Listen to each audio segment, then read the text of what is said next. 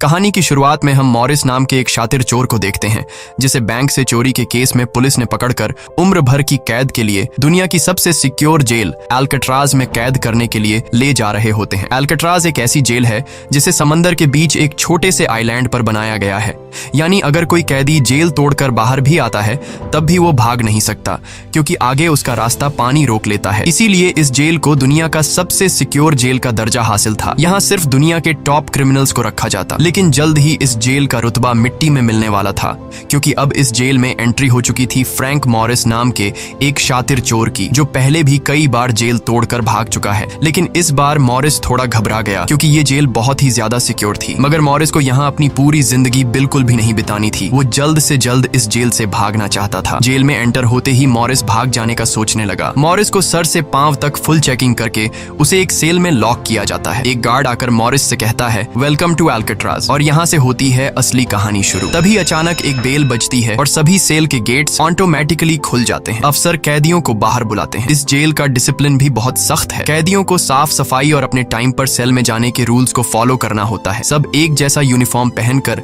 Line में breakfast खाने आ जाते हैं। मॉरिस के सामने लिटमस नाम का एक कैदी होता है। मॉरिस पूछता है कि मुझे तो कांटा ही नहीं मिला, अब मैं नूडल्स कैसे खाऊंगा। लिटमस उसे कहता है, अबे ये तेरा घर नहीं है, जो तुझे मिला है उसे चुपचाप खा ले। तभी वुल्फ नाम का एक खतरनाक कैदी मॉरिस को चिढ़ाने लग जाता है। वुल्फ से जेल में हर एक कैदी तंग था। वो यहाँ हर एक कैदी पर अपनी मनमानी चलाता था और उस पर बलात्कार के ढेर सारे केस भी हैं। इस जेल में एक से बढ़कर एक खतरनाक कैदी रखे जाते हैं। यहाँ लिटमस मॉरिस से थोड़ा खाना मांगता है और इस दौरान मॉरिस उसे अपनी प्लेट दे देता है। जब मॉरिस टेबल के नीचे से देखता है तो उसे पता चलता है कि लिटमस खुद खाना नहीं खा रहा बल्कि वो चूहे को दे रहा है। रात को एक गार्ड मॉरिस को वार्डन के पास लेके जाता है। जब मॉरिस वार्डन के ऑफिस में पहुंचता है तो वार्डन मॉरिस से कहता है कि मैं जानता हूं कि तुम बहुत ही शार्प माइंड हो और बहुत इंटेलिजेंट भी हो, लेकिन वो सब यहाँ किस काम का, क्योंकि तुम्हारे जैसे यहाँ कितने आए और गए पर यहाँ से कोई बच नहीं पाया। यहाँ कैदी बहुत ही स्ट्रिक्ट रूल्स फॉलो करते हैं। 2 महीने में एक बार ही कोई तुमसे मिलने आ सकता है और वो भी तब अगर मेरा मूड अच्छा हो। वार्डन बहुत ही सख्त इंसान है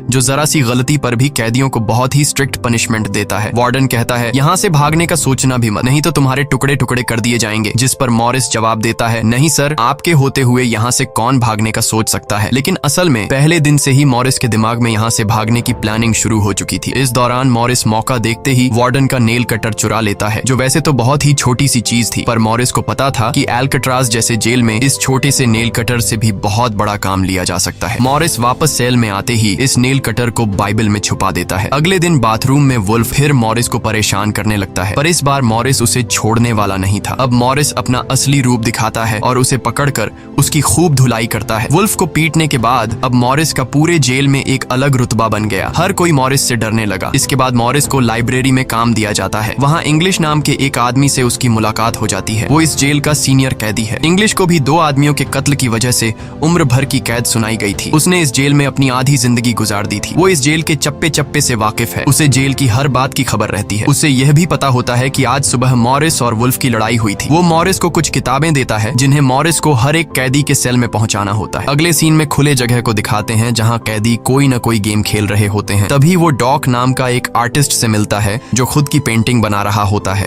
डॉक एकदम सीधा साधा और डिसेंट इंसान है जो कई सालों से यहाँ सजा काट रहा है। उसे पेंटिंग करने का बहुत ही शौक था और अपना ज्यादातर वक्त वो पेंटिंग में ही लगाता। डॉक का कहना था कि एल्कट्राज जैसी जेल में कोई भी पागल हो सकता है, पर उसकी पेंटिंग की वजह से अब तक उसका दिमाग नॉर्मली चल रहा है। मॉरिस डॉक से पूछता है कि इस पेंटिंग में ये फूल क्यों बना के रखा हुआ है, तुम्हारी शर्ट में ऐसा तो कुछ नहीं। डॉक कहता है कि यह मेरी खुशी है जो सिर्फ पेंटिंग में है, मेरे मन में नहीं। उसके बाद मॉरिस जब अपने दाएं तरफ देखता है तो उसे ऊपर इंग्लिश दिखाई देता है। मॉरिस इंग्लिश की तरफ जाता है। जब मॉरिस उसके करीब जाता है तो उसके चेले मॉरिस को रोक देते हैं। तब इंग्लिश इशारा करता है कि अपना ही आदमी है, आने दो। मॉरिस उसके पास जाकर बैठ जाता है और तुरंत अपने दिल की बात छेड़ देता है। मॉरिस उससे कहता है कि यहाँ से बचने में आप मेरी मदद करेंगे। ये बात सुनकर इंग्लिश तो हंस पड़ता है। देखो बेटा, ये महज सिर्फ जेल नहीं है, ये हम सब की कब्र है। यहाँ से निकलना है तो पहले हमें मरना पड़ेगा, तब जाके हमारी डेड बॉडी यहाँ से कब्रिस्तान तक पहुँच पाएगी। चलो मान भी लो कि तुम इन बड़ी दीवारों पर चढ़ भी गए और उसके बाद खतरनाक फोर्सेस को क्रॉस भी कर लिया और किसी जादुई शक्ति से तुम यहाँ के सैकड़ों गार्ड से बचकर जेल से बाहर भी निकल जाओ, तब भी यहाँ से भाग नहीं पाओगे क्योंकि आगे तुम्हारा रास्ता समुंदर रोक लेगा। इसलिए टाइम बर्बाद मत करो और चुपचाप सजा काट लो, कम से कम जिंदा तो बचे रहोगे। लेकिन मॉरिस अपने इरादे का पक्का था। वो हर हाल में इस जेल से भागना चाहता था। उस रात एक अफसर मॉरिस को बताता है कि तुम्हें कल से कारपेंट्री का काम दिया गया है, 1 घंटे का 50 सेंट्स दिहाड़ी भी दी जाएगी। मॉरिस फौरन इस काम के लिए राजी हुआ क्योंकि उसे लगा कि वहाँ उसे कोई ऐसा औजार मिल सकता है जिससे उसके भागने में काम आ सकता है। अगले दिन मॉरिस लिटमस से यहाँ से बचने का रास्ता पूछता है। लिटमस कहता है, अरे ये तो बहुत ही आसान है, हर सेल में एक एयर वेंट होता है, उसके जरिए तुम छत पर पहुंच सकते हो, वहाँ से शायद तुम बच पाओ। और मॉरिस की बातों पर मुस्कुराते हुए वहाँ से चला जाता है। तब डॉक मॉरिस को खबरदार कर देता है कि वुल्फ तुम्हारी तरफ आ रहा है। तभी वुल्फ मॉरिस पर चाकू से वार करने आता है। मॉरिस अपना कोट हाथ में लपेटकर उसके साथ लड़ने लग जाता है। इतने में एक गार्ड उसे रोकने आता है तो वुल्फ गार्ड पर भी चाकू से वार कर देता है। अब मामला बिगड़ जाता है और वॉच टावर का गार्ड शूट करने लगता है। तब जाकर मॉरिस और वुल्फ लड़ना बंद करते हैं। मॉरिस को पता नहीं था कि वॉच टावर पर भी एक गार्ड है। वो अब एक एक करके इस जेल की हर बात को नोटिस करने लग जाता है। मॉरिस और वुल्फ को गार्ड्स डी ब्लॉक में ले जाते हैं, जहाँ रात भर कैदियों को अंधेरे में रखकर टॉर्चर किया जाता है। ये एक ऐसा सेल था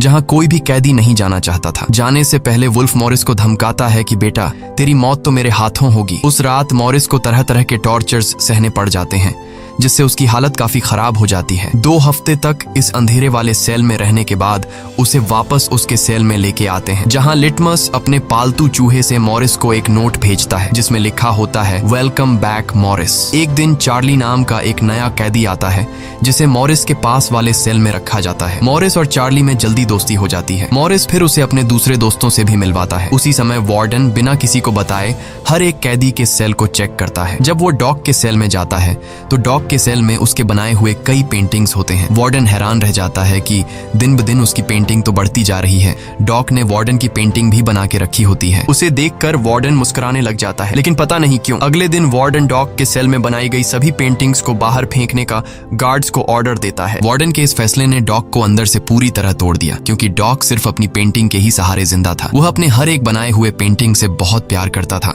क्योंकि यहाँ उसकी सिर्फ एक ही खुशी थी और वो भी उस बेचारे से छीन ली गई। मॉरिस उसे समझाता है कि कोई बात नहीं, वो सिर्फ पेंटिंग ही तो थी, तुम और भी बना सकते हो। लेकिन डॉक इस सदमे से बाहर नहीं आ पा रहा था। अगले दिन उसे देखकर मॉरिस गार्ड से कहता है कि प्लीज डॉक पर नजर रखिए, वो बहुत ही परेशान दिख रहा है, कहीं वो खुद को नुकसान न पहुंचा ले। फिर गार्ड मॉरिस को कहता है, तुम अपने काम से काम रखो। डॉक को भी मॉरिस के साथ कारपेंटर का काम दिया जाता है। तभी डॉक छुपकर मॉरिस की जेब में कुछ रख देता है। उसके बाद वो एक गार्ड को बुलाता है और कारपेंटरी के लिए दी गई कुल्हाड़ी से अपनी 3 उंगलियां काट लेता है और कहता है कि जिन उंगलियों से मैं पेंट नहीं कर सकता उनकी मुझे जरूरत नहीं है। यह कहकर वो चिल्लाने लग जाता है। तब गार्ड उसे पकड़ कर ले जाते हैं। मॉरिस देखता है कि डॉक ने उसके कोट में वही फूल डाल दिया है जिससे उसने अपनी पेंटिंग बनाई थी। शायद वो मॉरिस को बताना चाहता है कि इन लोगों ने मेरी खुशी मुझसे छीन ली। मॉरिस डॉक की कटी हुई उंगलियां उठाकर एक डिब्बे में डालता है और गार्ड को देखकर कहता है कि जाओ अपने वार्डन को दे दो, वो इसे देखकर बहुत खुश होगा। अगले दिन मॉरिस अपने सेल में बैठा होता है। तभी वो देखता है कि एक कॉकरोच एयर वेंट के अंदर जा रहा है, जिससे उसे अंदाजा हो जाता है कि यहाँ से बाहर जाने का कोई रास्ता जरूर होगा। इतने में इंग्लिश आकर बताता है कि डॉक ने खुद की उंगलियां इसलिए काटी क्योंकि उसे पेंटिंग करने की परमिशन रद्द कर दी गई थी, इसीलिए उसने तंग होकर अपनी उंगलियां काट लीं। यह जानकर मॉरिस को बहुत गुस्सा आता है। अगले दिन डाइनिंग हॉल में वार्डन मॉरिस से पूछता है कि तुम इस डॉग को इतना सपोर्ट क्यों कर रहे हो। वह कहता है ऐसा कुछ नहीं है। ये कहकर मॉरिस वापस टेबल पर जाकर बैठ जाता है। वहाँ उसकी मुलाकात 2 भाइयों जॉन और क्लैरेंस से होती है, पर मॉरिस उनसे ऐसे बात करता है जैसे वह उन्हें पहले से जानता हो। जॉन और क्लैरेंस दरअसल ये दोनों किसी और जेल में मॉरिस के गैंग में थे। जॉन को अब जेल से भागने का काम आसान लगने लगा क्योंकि ये दोनों भाई मॉरिस की तरह शार्प माइंड थे और अब ये तीनों जेल से भागने की प्लानिंग करने लगे। दोपहर को चार्ली की गर्लफ्रेंड उससे मिलने आती है। दूसरी तरफ इंग्लिश की बेटी उससे मिलने आई होती है। इंग्लिश अपनी बेटी को देखते ही उसकी आंखों में आंसू आ जाते हैं क्योंकि उसकी बेटी उसकी गैर मौजूदगी में काफी बड़ी हो चुकी थी और इंग्लिश को अपनी बेटी का बचपन न देख पाने का बहुत अफसोस था। दूसरी तरफ चार्ली को उसकी वाइफ बताती है कि तुम्हारी माँ बहुत बीमार है और डॉक्टर कहते हैं कि वह 1-2 महीनों से ज्यादा नहीं बच पाएंगी। ये बात सुनकर अब चार्ली भी अल्काट्राज से भागने का सोचने लगता है और इतने में गार्ड आकर कहता है कि बात करने का समय खत्म हो चुका है। अब चार्ली बहुत परेशान होता है। वह उस रात मॉरिस से कहता है कि अगर तुम यहाँ से भागने का प्लान बनाओ तो मुझे भी शामिल कर लेना। अगले दिन मॉरिस, चार्ली, जॉन और क्लैरेंस की मीटिंग होती है। तब मॉरिस उन्हें बताता है कि हर सेल का एयर वेंट ऊपर छत पर खुलता है और दूसरी बात ये कि ये जगह खारे पानी से भरे समुद्र के बीच है, जिसकी वजह से दीवारें कमजोर हो गई हैं। मेरे पास एक नेल कटर है और मैंने खुदाई पहले से शुरू भी कर दी है। अगर मैं थोड़ा थोड़ा करके खोदूं और एक छोटा सा टनल बनाकर छत पर पहुंच जाऊं तो इस जगह की जांच करने के बाद पता चल जाएगा कि यहाँ से कैसे भागा जा सकता है। जॉन पूछता है कि रात को अगर गार्ड्स को पता चल गया कि तुम अपने सेल में नहीं हो तो उन्हें शक नहीं होगा क्या? तभी क्लैरेंस बताता है कि इस मसले का हल मेरे पास है। वो कहता है कि यहाँ मेरे पहचान का एक बार्बर है जो कैदियों के बाल काटता है। वह हमें बाल सप्लाई कर सकता है और उसे यूज करके हम एक डमी हेड बनाकर उसे बेड पर लिटा देंगे, जिसके बाद अगर हम दीवार की सुरंग से निकलकर ऊपर छत पर भी होंगे तब गार्ड्स को शक नहीं होगा, क्योंकि हमारे सेल के बेड पर नकली सिर रखे होंगे। पर बात अभी भी वहीं अटकी हुई थी कि जेल से तो निकल जाएंगे, लेकिन समुद्र का पानी कैसे पार करेंगे? मॉरिस जॉन से कहता है, देखो इसमें मुझे तुम्हारी मदद की जरूरत पड़ेगी। तुम तो क्लोजिंग डिपार्टमेंट में काम करते हो, वहां तुम्हें उन पुलिस अफसरों के लिए बनाए गए रेनकोट्स मिल जाएंगे, तो तुम कुछ रेनकोट्स चुरा कर मुझे दे देना। हम उससे एक ट्यूब बोट और लाइफ जैकेट बनाकर समुद्र को पार कर सकते हैं। यहाँ चार्ली कहता है, भाई मुझे भी कोई काम दो, मैं भी तुम लोगों की मदद करना चाहता हूँ। मॉरिस चार्ली से कहता है कि जब मैं वेंटिलेशन की जाली खोदूं तो तुम पहरा देना ताकि कोई गार्ड हमें देख न ले, और जब तुम खोदोगे तब मैं पहरा दूंगा। मॉरिस का प्लान सभी को पसंद आता है और उसी रात में काम शुरू कर देते हैं, लेकिन दीवार खोदने के लिए नेल कटर बहुत छोटा था, जिसे चलाने में मॉरिस को बहुत जोर लगाना पड़ता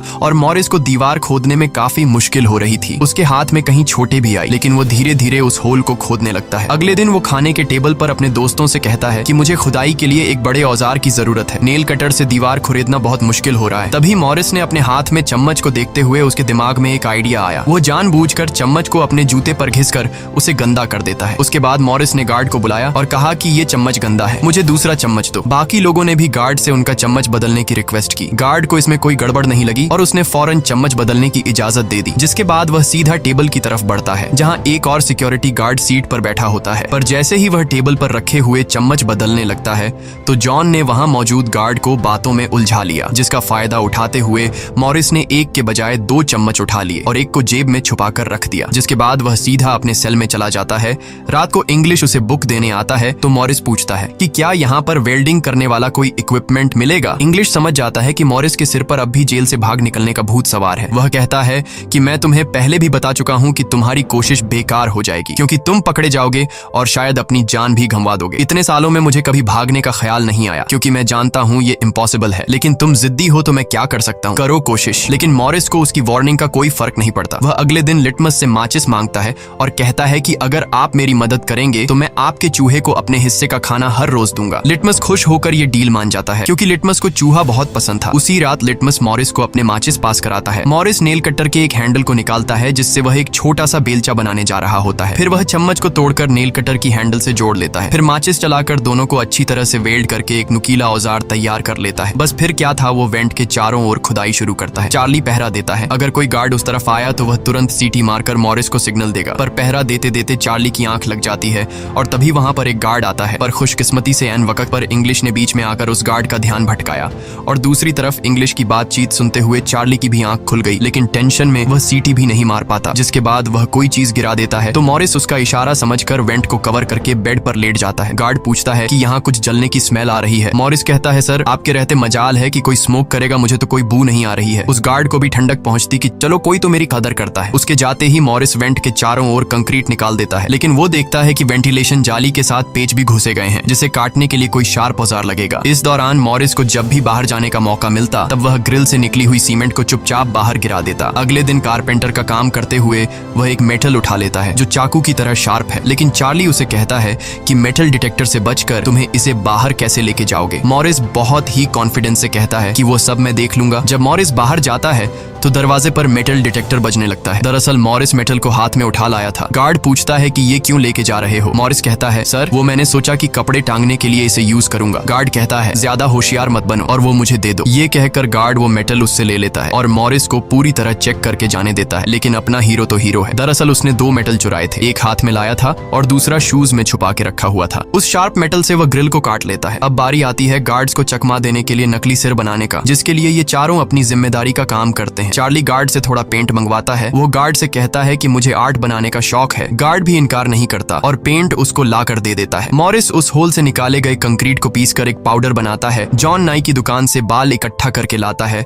और क्लैरेंस लाइब्रेरी से पुरानी किताबें इकट्ठा कर लेता है। सारा सामान इकट्ठा होने के बाद मॉरिस पानी और पुराने मैगजीन का इस्तेमाल करके एक डमी सिर बनाने लगता है, जिसके ऊपर पेंट और नकली बाल लगाकर बिल्कुल रियल दिखने वाला एक नकली सिर तैयार कर लेता है। साथ ही साथ मॉरिस ने अपने प्लान को और मजबूत करने के लिए नकली कार्डबोर्ड बनाए जिससे कोई शक नहीं कर पाएगा कि सामने की दीवार में किसी ने सुरंग बनाई है। एक रात मॉरिस ने अकेले ही ऊपर जाने का फैसला किया, जिसके लिए उसने अपनी बनाई गई नकली खोपड़ी को बेड पर रखा और उसे गर्दन तक कंबल से ढक लिया। जिसके बाद वह नकली कार्डबोर्ड लेकर सुरंग से बाहर निकल आता है। वहां मॉरिस पाइप्स को पकड़कर धीरे धीरे ऊपर छत पर चढ़ जाता है। दूसरी तरफ चार्ली बाहर पहरा दे रहा होता है। छत पर पहुंचने के बाद मॉरिस देखता है कि वहां ऊपर एक लोहे का ग्रिल है जिस तक वह कूद कर भी नहीं पहुंच पाता। इसी बीच एक गार्ड आता है और चार्ली से पूछता है कि इतनी देर रात तक तुम पेंट क्यों कर रहे हो और तुम्हारा दोस्त मॉरिस आज इतनी जल्दी क्यों सो गया। चार्ली कहता है कि जी सर, आज मॉरिस कारपेंट्री का काम करते हुए थक गया था, इसलिए वह जल्दी सो गया। तभी अचानक गार्ड के हाथ से उसकी लाठी नीचे गिर जाती है। उसे उठाते हुए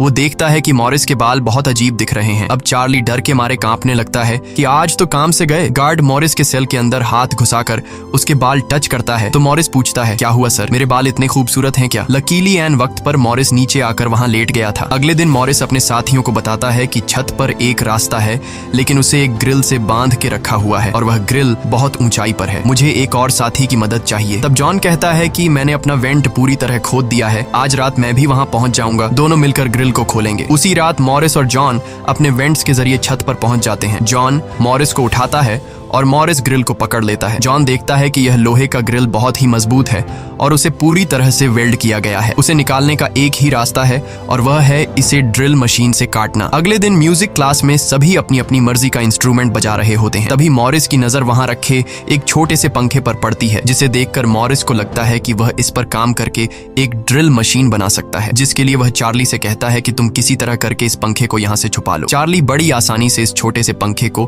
अपने इंस्ट्रूमेंट बॉक्स में छुपाकर रख देता है। जब चार्ली बाहर आता है तो गार्ड्स उसके इंस्ट्रूमेंट बॉक्स को चेक भी करते हैं, लेकिन उन्हें पंखा नहीं नजर आता और चार्ली को जाने दिया जाता है। वह पंखा जैसे ही मॉरिस के हाथ लगता है तो मॉरिस उस पर काम करना शुरू कर देता है और कई घंटों बाद मॉरिस उस पंखे से एक ड्रिल मशीन तैयार कर लेता है। उस रात मॉरिस और चार्ली छत पर चढ़कर उस लोहे की रोड को ड्रिल मशीन से काटने लग जाते हैं। ड्रिल मशीन की आवाज काफी तेज थी, जो कि ड्रिल की आवाज को सुनकर गार्ड्स ऊपर आने लगते हैं, लेकिन तब तक मॉरिस ग्रिल का एक रोड काट देता है और ड्रिलिंग की आवाज बंद हो जाती है। ड्रिल की आवाज बंद होने के बाद गार्ड उसे नजरअंदाज करके वापस चला जाता है। अब इन चारों ने भागने के लिए अपने सभी रास्ते खोल दिए थे, जिसके बाद वह मंगलवार की रात को दुनिया की सबसे सिक्योर जेल एल्केट्राज से भागने वाले थे, जिससे आज तक कोई भी नहीं भाग पाया था। अगले दिन फिर उनकी मीटिंग होती है और वह भी मूवी हॉल में, जहां सब मूवी देख रहे होते हैं। मूवी की आवाज के बीच मॉरिस जॉन और क्लैरेंस से पूछता है कि क्या तुम्हारा वेंट तैयार हुआ है और उन रेनकोट्स का क्या हुआ जिससे हम ट्यूब बोट्स और लाइफ जैकेट्स बनाने वाले थे। वह बताते हैं कि सब तैयार है, हमारा डमी सिर भी एकदम रेडी है, बस बच निकलने की देरी है। अगली सुबह नाश्ते के दौरान मॉरिस ने डॉग की दिए हुए फूल को टेबल पर रखा। वार्डन ने जब इस फूल को देखा तो वार्डर उनकी टेबल पर आकर वहां रखे हुए फूल को मसल देता है। ये देखकर लिटमस को बहुत गुस्सा आता है क्योंकि ये फूल डॉग का फेवरेट था और डॉग मर चुका था। लिटमस तो गुस्से में उस पर हमला करता है कि एक तो तुमने डॉग को मार दिया और दूसरी तरफ तुम उसकी दी गई एक छोटी सी निशानी को भी नहीं छोड़ रहे हो। लेकिन जैसे ही वह वार्डन पर हमला करता है उसे अचानक हार्ट अटैक आ जाता है और वह नीचे गिर पड़ता है। मॉरिस को वार्डन पर बहुत गुस्सा आता है और चारों उसी रात बच निकलने का फैसला करते हैं। मॉरिस आधी रात का इंतजार कर रहा होता है ताकि गार्ड्स का पहरा जरा कमजोर हो जाए तो हम आसानी से बच निकल पाएंगे। तभी मॉरिस के सेल में इंग्लिश उसे कुछ बुक्स देता है तो मॉरिस कहता है कि आखिरी बार तुमसे हाथ मिलाना चाहता हूँ। इंग्लिश समझ जाता है कि मॉरिस ने यहाँ से बचने का पक्का प्लान बना लिया है। वह चुपचाप यहाँ से चला जाता है, लेकिन फिर जो होता है वह मॉरिस ने बिल्कुल भी नहीं सोचा था। वार्डन अचानक उसके सेल को चेक करने आता है, जैसे वार्डन को किसी ने उसके प्लान के बारे में बता दिया हो। मॉरिस बहुत ज्यादा घबरा जाता है क्योंकि इतने महीनों की मेहनत के बाद